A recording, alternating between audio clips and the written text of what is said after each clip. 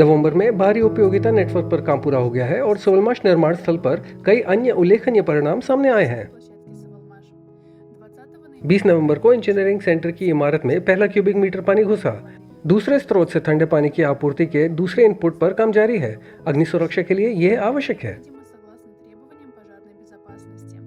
सोलमाश क्षेत्र पर सभी उत्खनन कार्य पूरे हो चुके हैं। उन क्षेत्रों में सड़क की सतह और लॉन को बहाल कर दिया गया है जहां जल आपूर्ति पाइपों के ऊपर और जल निकासी छेद बनाए गए थे।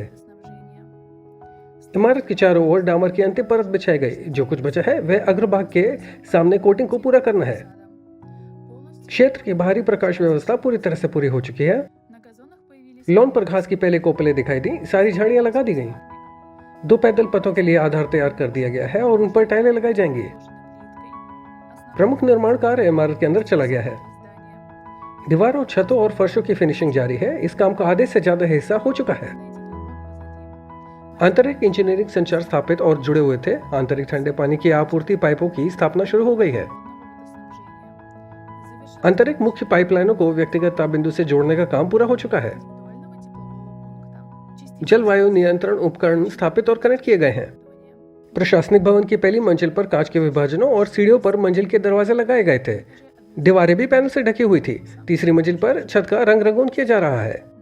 उत्पादन भवन में निरंतर प्रकाश व्यवस्था स्थापित की गई थी।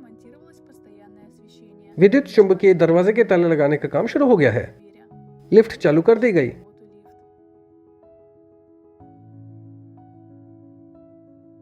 फाउंड्री साइट पर पहला ट्रैक्शन मोटर रोटर डाला गया था। इस रोटर का उपयोग एलिवेटर चरखी में एक आयाम में भी किया जाता है। इंजन असेंबली के बाद परीक्षण किए जाएंगे जिसके प्रोटोकॉल अंतिम निर्णय के लिए ग्राहकों को भेजे जाएंगे। कंपनी के विशेषज्ञों ने अपने स्वयं के डिजाइन के एक और उपकरण का परीक्षण किया। कंपनी के दस्तावेज के अनुसार प्रोटोटाइप बनाए गए थे। अब टूलिंग हार्डवेयर में किया जा सकता है।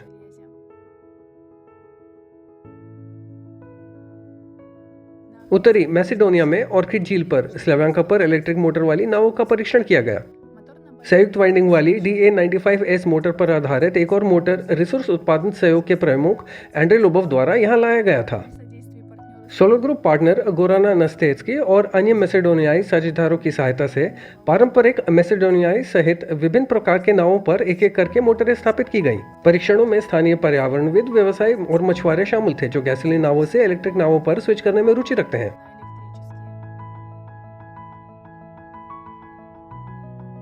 नवंबर में डुइनोफ इंजन परियोजना $70 मिलियन की फंडिंग स्तर तक पहुंच गई। आगे का लक्ष्य PKTB को पूरा करना और उचित निष्कर्ष प्राप्त करना है। इसके लिए सोलमाश कंपनी को अतिरिक्त 740 मिलियन रूबल की आवश्यकता है। इस राशि की गणना नवंबर की शुरुआत से की जाती है और यह हर दिन गतिशील रूप से बदलती है। जितनी तेजी से धन जुटाया जाएगा उतनी ही तेजी से परियोजना पूरी हो जाएगी।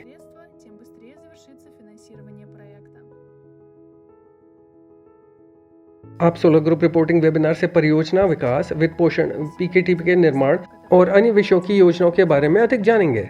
ये 2 दिसंबर को 5 बजे मॉस्को समय पर होगा। परियोजना में सभी शीर्ष अधिकारी, आमंत्रित विशेषज्ञ प्रसारण में भाग लेंगे। Dmitry Duinov, Sergey Semenov, Pavel Filippov, Pavel Shatsky, Alexander Sudarev, Viktor Aristov, Andrey Lobov और कॉन्स्टेंटिन रोस्कोव। प्रसारण 14 भाषाओं में होगा। विवरण और पंजीकरण लिंक में विवरण में है।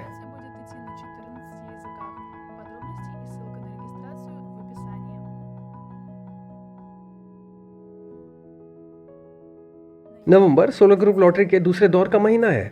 नवंबर में प्रत्येक $100 के निवेश के लिए प्रत्येक निवेशक को निवेश शेयरों और एक इलेक्ट्रिक मोटरसाइकिल की निकासी में भाग लेने के लिए एक कूपन प्राप्त हुआ।